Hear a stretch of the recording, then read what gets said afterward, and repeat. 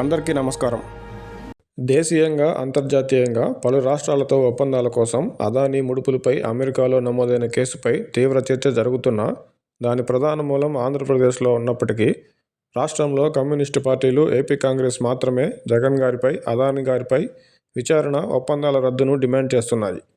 మరికొంతమంది టీడీపీ అధికార ప్రతినిధులు జగన్ గారిని మాత్రమే లక్ష్యంగా చేసుకుంటూ, లంచం ఇచ్చారనే ఆరోపణ ఉన్న అదానీ గారిని, అదానీ కంపెనీలతో చేసుకున్న ఒప్పందాల గురించి మాత్రం ఉద్దేశపూర్వకంగానే దాటవేస్తున్నారు. ఆంధ్రప్రదేశ్లో కూటమి ప్రభుత్వాన్ని నడిపిస్తున్న చంద్రబాబు గారు, పవన్ కళ్యాణ్ గారు, లోకేష్ గారు అదానీ, జగన్ గార్ల మధ్య ముడుపుల అంశంలో గుమ్మనంగా ఉంటున్నారు. అదానీ, జగన్ గార్ల మధ్య ముడుపుల అంశంలో వివరాలు సేకరిస్తున్నారని, చంద్రబాబు గారు చర్యలు తీసుకోవడానికే నిర్ణయించుకుంటారని మీడియా లీకులు చూస్తున్నాం.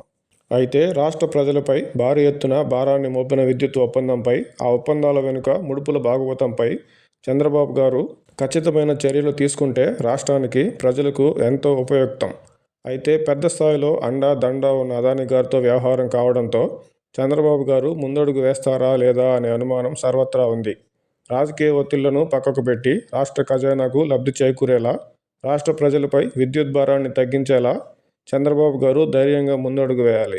అప్పటి మార్కెట్ ధర కంటే అధిక రేటుకు అదానీ పవర్ నుంచి సోలార్ విద్యుత్తుని కొనేలా కేంద్ర సంస్థ సెకీ ఆధ్వర్యంలో చేసుకున్న ఒప్పందంపై ఆనాటి ఆంధ్రప్రదేశ్ విద్యుత్ శాఖ మంత్రి బాలినేని శ్రీనివాసరెడ్డి గారు తేల్చేశారు. అదానీ విద్యుత్ ఒప్పందంపై రాత్రి 1 గంట సమయంలో వచ్చి తనను సంతకం చేయమన్నారని, అయితే అంత హడావిడిగా ఒప్పందం ఎందుకు అనే అనుమానంతో తాను సంతకం చేయలేదని, దాంతో మరుసటి రోజే మంత్రిమండలి సమావేశంలో ఆ ఒప్పందాన్ని ఆమోదించుకున్నారని అప్పటి విద్యుత్ శాఖ మంత్రి బాలినేని శ్రీనివాసరెడ్డి గారు అప్పుడు జరిగిన ఉదంతాన్ని చెప్పడం తెలిసిందే.